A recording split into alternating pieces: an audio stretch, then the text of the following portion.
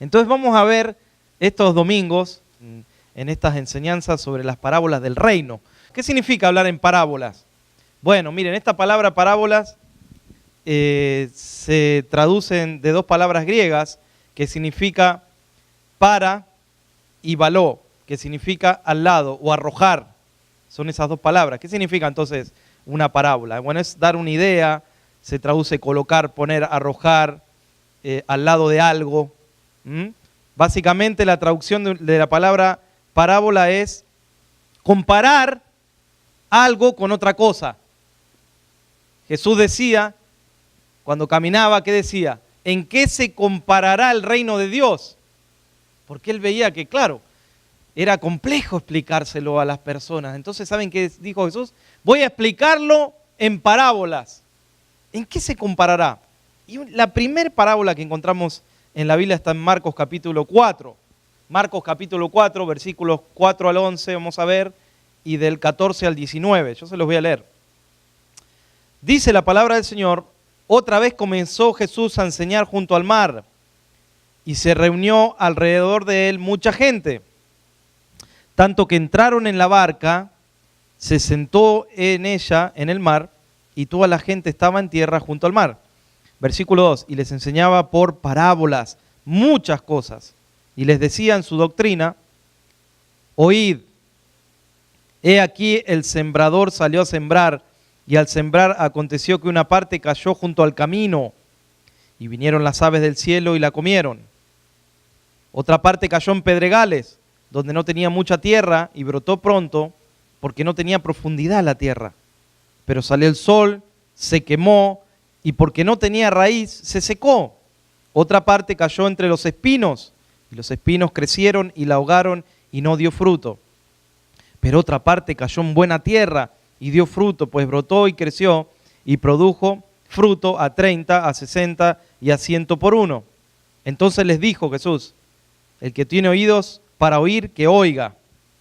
Después, cuando estuvo solo, dice el versículo 10, los que estaban cerca de él, con los 12, le preguntaron sobre la parábola.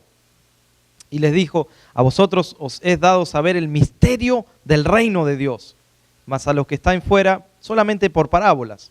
Versículo 14, el sembrador es el que siembra la palabra, y estos son los de junto al camino, en quienes se siembra la palabra, pero después que la oyen, enseguida viene Satanás y quita la palabra que se sembró en sus corazones.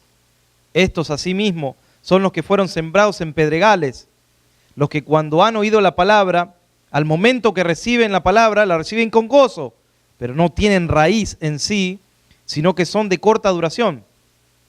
Porque cuando viene la tribulación o la persecución por causa de la palabra, luego tropiezan. Estos son los que fueron sembrados entre espinos, los que oyen la palabra, pero los afanes de este siglo y el engaño de las riquezas y las codicias de otras cosas entran y ahogan la palabra y se hace infructuosa. Amén. Hasta ahí vamos a leer en este día. Es interesante esta parábola, esta primer parábola que el Señor comienza a hablar, que es semejante al reino de Dios. Y a través de esto, Jesús explica a los israelitas, a los que estaban alrededor de él, empieza a hablar, a comparar el reino de Dios. Y fíjense que cuando Jesús empieza a predicar sobre el reino de Dios, ¿qué es lo que comienza a suceder alrededor de él? Ahí empezó la persecución, ahí empezó la oposición. ¿Saben? Cuando uno predica sobre el reino, cuando uno predica no sobre el reino, bueno, la palabra de Dios, hay oposición espiritual. No lo vemos con nuestros ojos naturales, pero lo sentimos con nuestros ojos espirituales. ¿Por qué? Porque el enemigo se opone, resiste espiritualmente a la palabra de Dios, porque la palabra es lo único que nos puede transformar. La Biblia es lo único que nos puede cambiar, que puede transformar vidas, familias, naciones. Es la palabra de Dios. Entonces la iglesia se está levantando, tú eres la iglesia. Te estás levantando en medio de una ciudad de la cual no se acepta el reino de Dios. Jesús empezó a experimentar oposición, dice Marcos capítulo 6, versículo 5, que no pudo hacer muchos milagros en un lugar, salvo sanó a unos pocos enfermos, poniendo las manos sobre él. Cuando fue para Tiro y para Sidón también, allí tuvo oposición, no pudo hacer muchos milagros. ¿Por qué? Por la incredulidad que había en las personas.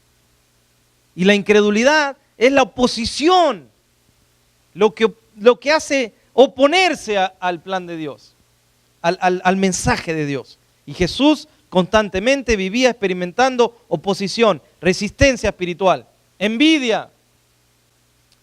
Marcos 3:6 dice que salieron los fariseos y tomaron consejo con los herodianos contra él para destruirle. Miren qué es lo que el Señor experimentaba cuando predicaba la palabra del Señor, cuando predicaba sobre el reino. Saben, en muchos lugares hoy no hay oposición porque no se predica la palabra de Dios. Pero cuando se predica la palabra, hay oposición en las esferas espirituales. Porque nuestra lucha no es contra personas. ¿Contra quién es? Contra huestes espirituales de maldad. Cuando la palabra y el reino se establece, hermanos, en la tierra, hay oposición. Pero mayor es el que está en nosotros que el que está en el mundo. Mayor es el que está en ti. Mayor es el que está en ti que el que está en el mundo. ¿Qué pasó allí con Jesús cuando predicaba sobre el reino? Algunos lo abandonaron.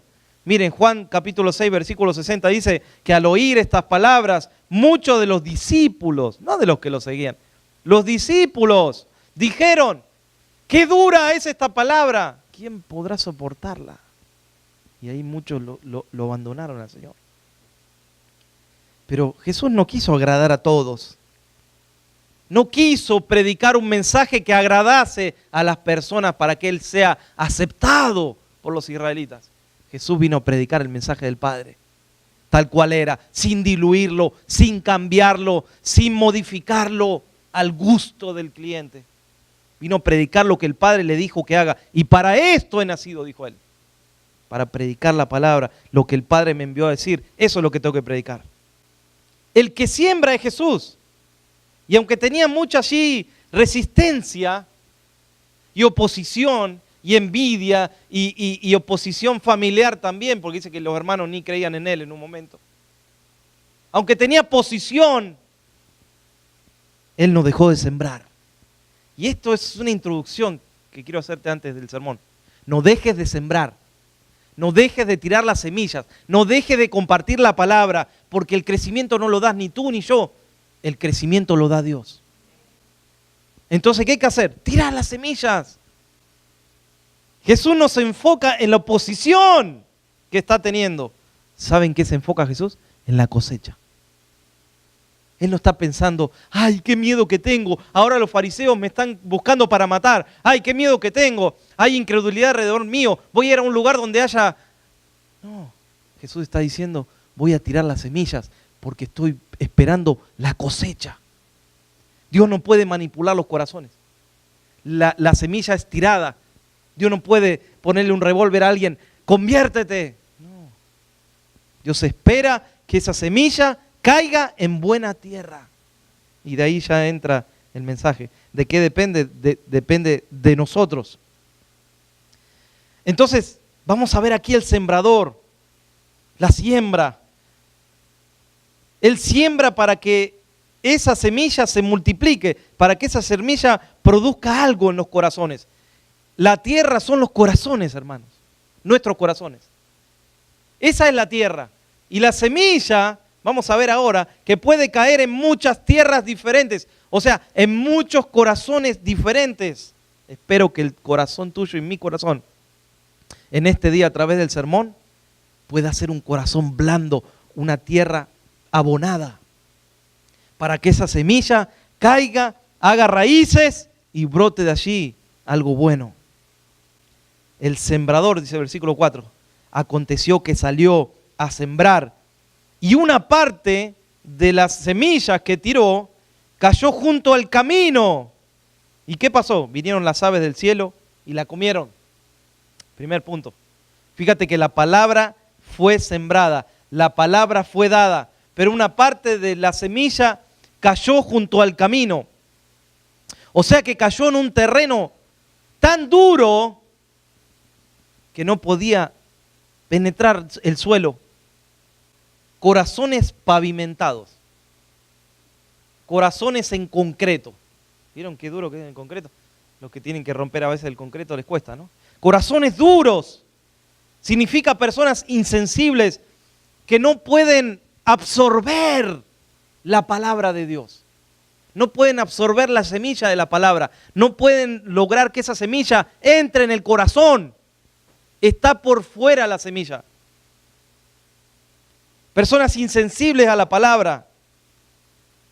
Y esto pasa cuando en la vida personas que atravesaron situaciones quizás difíciles, situaciones muy difíciles, esas situaciones hacen que el corazón, que es el centro de nuestra vida, no estoy hablando del órgano, estoy hablando del centro de nuestra vida, donde se aloja Dios, donde se aloja la vida de Cristo, hace que esos corazones se vuelvan insensibles. Hablo de rencores, falta de perdón, odios, pérdidas, personas manipuladoras, personas que cuando te acercas tienen un mal humor, todo el tiempo está enojado, está triste, está amargado, todo el tiempo, corazones llenos de prejuicio. Ese es el corazón, hermanos, que siempre está postergando entregarse a Dios.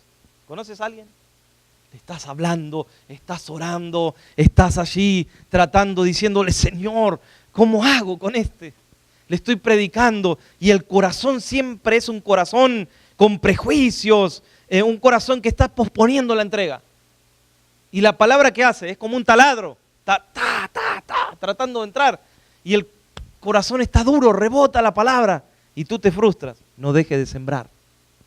Jesús no dejó de sembrar, aún viendo corazones duros, que lo querían matar, que lo querían perseguir, que estaban respirándole en la nuca, como quien dice, le estaban respirando. Sin embargo, Él no dejó de sembrar porque Él no se enfocó en eso, se enfocó en la cosecha. Jesús dijo, algún día voy a cosechar. Y miren qué cosecha que ha hecho el Señor. Ha pasado más de 2000 años y la iglesia está viva, hermanos. Porque las puertas del Hades, dice, no iban a prevalecer contra la iglesia de Jesús. Muchos se han levantado, muchos andan por ahí, que Buda y que cuántas cosas, pero subas al cementerio y ahí están los huesos de tantos.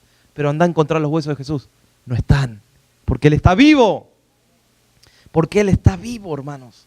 Entonces este tipo es el que está tratando de posponer la entrega. ¿Y qué sucede? Que la palabra primero tiene que ser comprendida, hermanos, antes de ser aceptada. Tú tienes que comprender la palabra. Tiene que hacer lugar en tu corazón. El problema no es el que siembra, el problema es el lugar donde cae la semilla. No es el que siembra, es donde cae, donde está cayendo la semilla. No dejes que esa semilla sea ahogada, ¿no? No permitas que la semilla de la palabra, cuando es dada el domingo, cuando es dada en el discipulado, no permitas que esa semilla la ahoguen un montón de situaciones, un montón de cosas. Empieza a resolverlas. Sé de esas personas que empieza a resolver los problemas, que empieza a perdonar, que empieza a alargar los odios, que empieza a sanar su corazón para que la semilla caiga y haga una raíz, hermanos. ¿Sabes cómo tienes que moverte? Por convicciones y no por corrupción. El mundo nos enseña a movernos ¿cómo? Por corrupción. Pero Cristo, ¿qué nos enseña? A movernos ¿por qué? Por convicción. Amén. Estos son los dos reinos que estamos viendo. ¿Qué es lo que quiere hacer el enemigo? Bloquear las conciencias de las personas para que no reciban la palabra. Hay personas que dicen, pues yo no necesito nada. Hay personas que se sienten autosuficientes. Miren, muchos de nosotros éramos autosuficientes y miren dónde estás ahora. Mire el banco donde estás sentado. Esto simboliza que no somos autosuficientes, que necesitamos a Dios, que solo no podemos. Amén. Que somos humildes de reconocer que necesitamos del Señor. Entonces el enemigo va a querer venir a robar, a quitar esa semilla que el Señor plantó. Yo me acuerdo que a mí me predicaban la palabra y al principio él resistía y golpeaban la puerta y uno no les quería abrir y andaban ahí caminando con las guitarras por la calle y uno decía, ¿dónde va esta gente? Hoy es domingo, hay que ver el partido de fútbol. Y la gente iba caminando de corbata en pleno calor, porque ahí cerca había una iglesia evangélica. Y después volvían cuando el partido ya terminaba. Y si perdía el equipo favorito, nosotros estábamos tristes, ¿o no? Pero ellos volvían alegres, caminando por la calle, porque tenían a Cristo en su corazón. y te querían hablar y tú resistías, hasta que esa palabra, hasta que tú no pudiste resistir más. Como que donde caminabas se te presentaba la cruz, y donde ibas por otro camino se te presentaba la cruz, y donde ibas por el otro camino se te presentaba la cruz, hasta que aceptaste la cruz de Cristo. Amén. La semilla cayó en buena tierra. Pero el problema a veces se da que hay personas que reciben la palabra, pero no en su corazón. ¿Saben dónde la reciben? En las emociones. Y al recibir en las emociones hay una conversión a medias. Hay una conversión emotiva. Hoy estoy en la iglesia y canto y lloro y estoy a pleno. El domingo que viene no voy. Y después al mes vuelvo. Señor, y me entrego y estoy ahí. Y soy el que más adora en el banco. Y al otro día ando por cualquier camino. Estoy convencido en las emociones, pero no convertido a Dios. Cuando te entregas al Señor, es allí cuando la semilla empieza a germinar. ¿Cuál es la solución para este tipo de corazón duro? Jeremías 23:29 dice, no es mía la palabra, no es como fuego, dice Jehová, y como martillo que quebranta la piedra. La única solución, ¿sabe qué es? La palabra. La palabra puede romper cualquier corazón duro. La palabra puede penetrar, porque ¿qué dice la Biblia? ¿No es viva y eficaz, hermanos, la palabra y más cortante que toda espada de dos filos? ¿No dice Hebreos capítulo 4 eso? Y que penetra hasta discernir el alma y el espíritu, las coyunturas y los tuétanos, y discierne los pensamientos. Es la palabra de Dios, que es viva y eficaz. No es una palabra muerta que está en un libro. La palabra tiene vida. Y es viva y eficaz. Y es la que puede quebrantar cualquier corazón pavimentado por el dolor de la vida. Versículo 5 dice, otra parte cayó en pedregales, donde no tenía mucha tierra, y brotó pronto, porque no tenía profundidad de tierra. Pero salió el sol, se quemó, y porque no tenía raíz, se secó. Este es otro tipo de corazón. Aquí dice que la semilla fue lanzada, fue sembrada, pero ¿qué pasó? Murió la semilla. Por eso la planta nueva intenta profundizar sus raíces. ¿Saben para qué? Para encontrar agua. Este es un corazón un poquito más blando, que la semilla penetra un poquito hacia el suelo.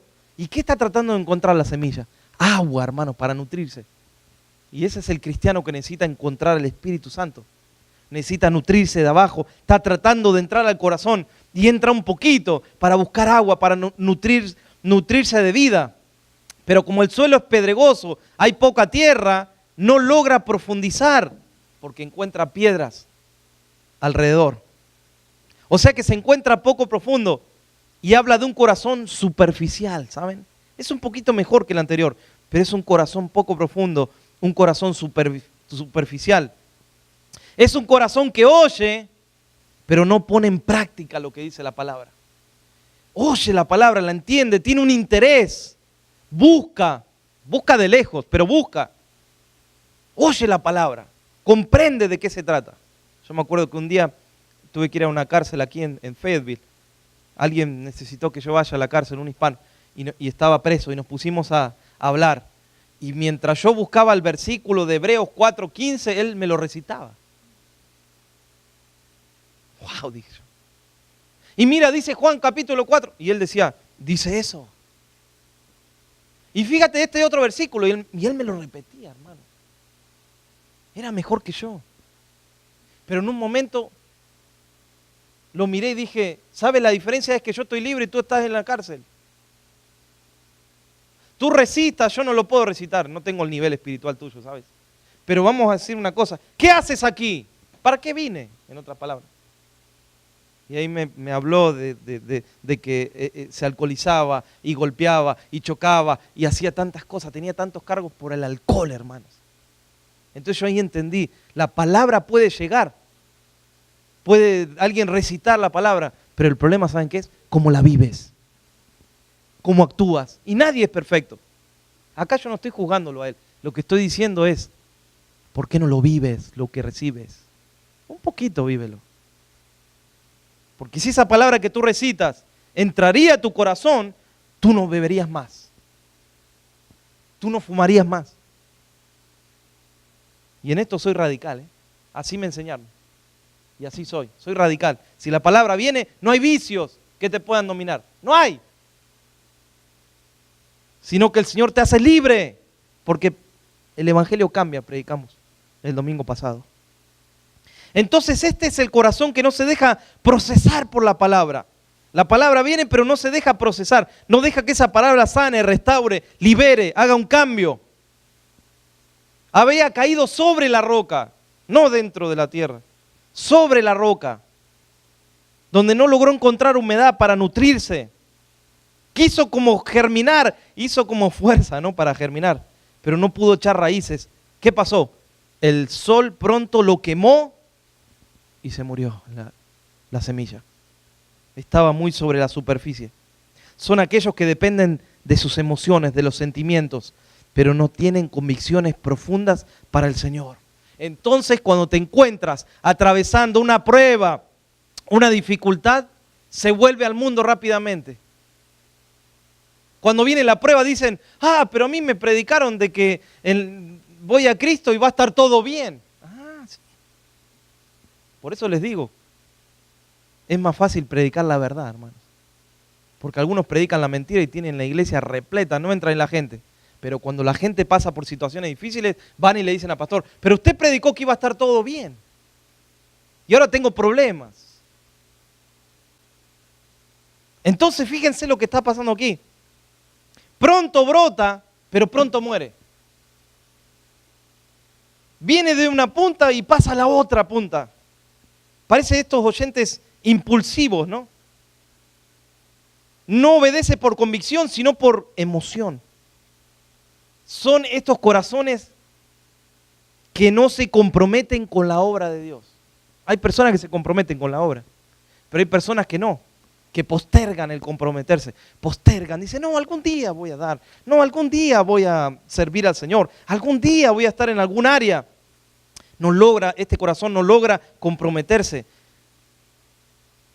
Pueden haber muchos factores. El factor es que se vive un cristianismo superficial. No considera la cruz que debe llevar, no se compromete para el Señor, obedece, puede ser que obedezca los domingos, pero en la semana no busca a Dios, no ora, no está pendiente del estudio de la palabra. Entonces no es debidamente activo, no se fortifica en el Señor, no crece espiritualmente, parece que carece de raíces. Y cuando careces de raíces estás en peligro. Tu cristianismo está sostenido en un hilo. El primer viento que viene, cae al suelo. Es como edificar una casa sobre la arena. Parece lindo, tiene vista al mar, pero cuando viene una tempestad no tiene cimientos, si no está bien hecho. Se cae porque está arraigado en algo móvil. O estamos arraigados en el Señor y estamos nutridos, hermanos, en el plan de Dios, en el reino de Dios. ¿O saben de qué nos nutrimos a veces los cristianos? Nos nutrimos de rencores, envidias, falta de perdón, orgullo, autosuficiencia, ambición. Estamos, algunos de nosotros, nutriéndonos de cosas del pasado, de aguas estancadas, de lugares secos, y no logramos salir de eso, sacar esas raíces y ponerlas, las raíces, en el lugar correcto. Otra parte, versículo 7. Cayó entre espinos y los espinos crecieron y la ahogaron y no dio fruto.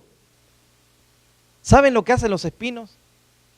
Los espinos absorben la humedad y la fertilidad. Hacen que la luz no venga y el aire no entre a ese lugar. Por eso los espinos hacen que el crecimiento sea retardado, sea más lento. Miren, esto es algo que pasa en lo real, en la realidad. ¿Y qué simbolizan los espinos en la Biblia?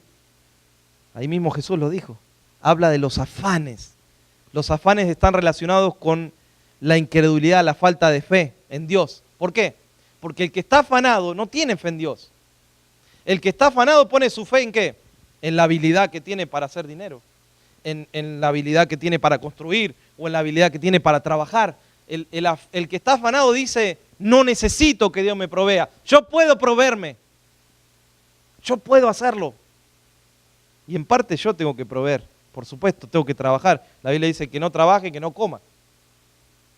Pero una cosa es trabajar saludablemente, otra cosa es vivir afanado, turbado, por tener más de lo que necesito.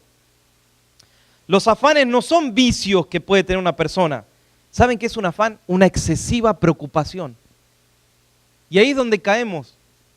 Debemos ocuparnos, no preocuparnos. Miren qué diferencia que hay. Ocúpate, le dijo Pablo a Timoteo, ¿no? No le dijo preocúpate, le dijo ocúpate en esto. Y cuando vivimos ocupados, vivimos libres, hermanos.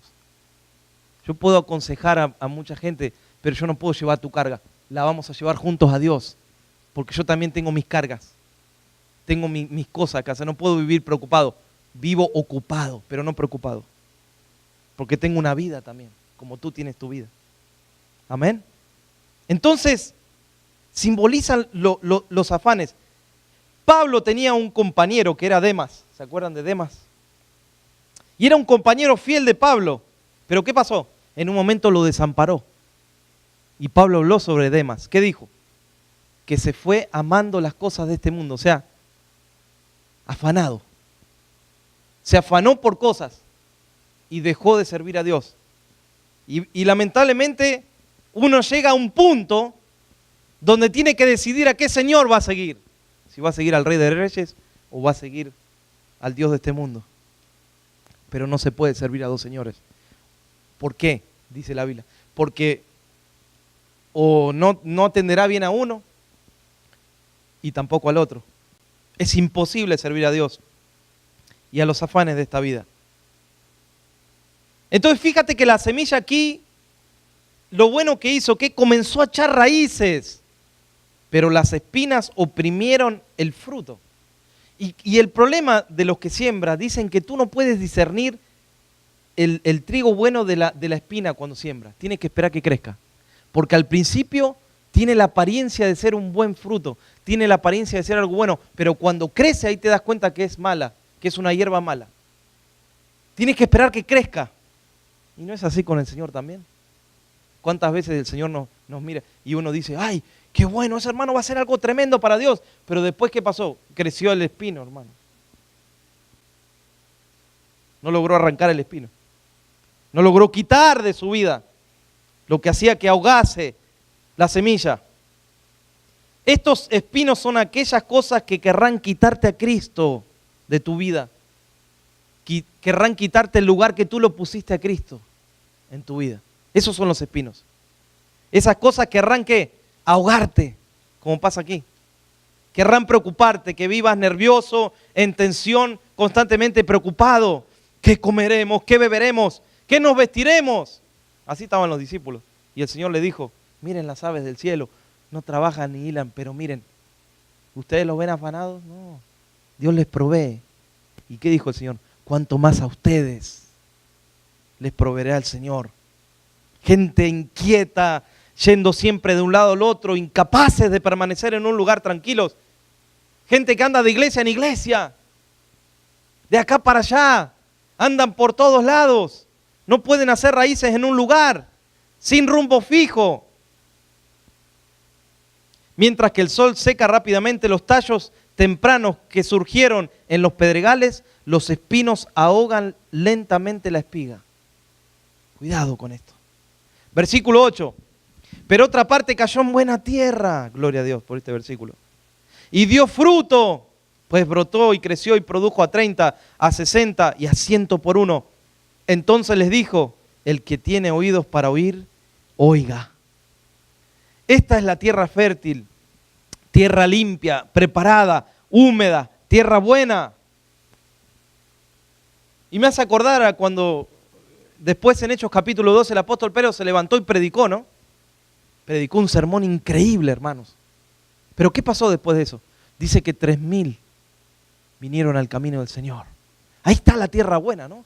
Que cuando tú predicas la palabra, esa persona está lista para recibir la semilla. Ahí había unos 3.000, ahí encontró el apóstol, ¿qué? Encontró buena tierra, limpia, preparada, húmeda, tierra buena. Cuando estaba Felipe predicando, ¿con quién se encontró? Con el eunuco, ¿no? Y tuvo que insistirle, Felipe. Tuvo que convencerlo. No. ¿Qué pasó allí?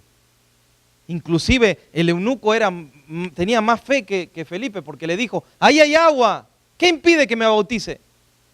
Oh, me imagino a Felipe diciendo, ¿cómo? ¿Quieres bautizarte? Pero todavía no te di el curso. Él estaba listo, la tierra estaba preparada.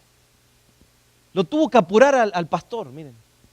¿Sabes algo bueno que puede hacer? Apura a tu pastor. No se lo digan a él. Es un consejo que le doy. Apúrelo, apúrelo para hacer cosas. Que seamos de eso, que la tierra está lista. Y le dijo Felipe, allí hay agua, bautízame, porque yo solo no puedo. Pero tú eres el hombre de Dios. Bautízame. Y ahí al agua, hermanos. Tierra buena.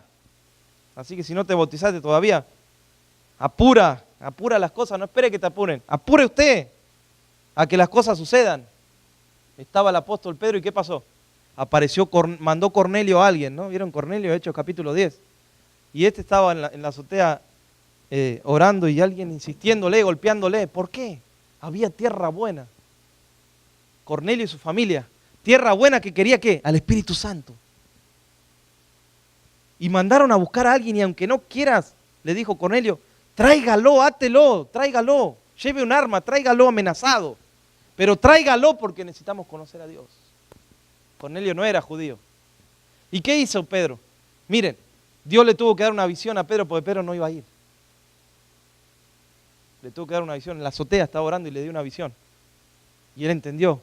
Cuando alguien golpeó dijo, me está buscando alguien para ir, tengo que ir. Y cuando fueron, Cornelio le dijo, estamos listos para escuchar la palabra de salvación. Y dice que fueron todos llenos del Espíritu Santo, hermanos.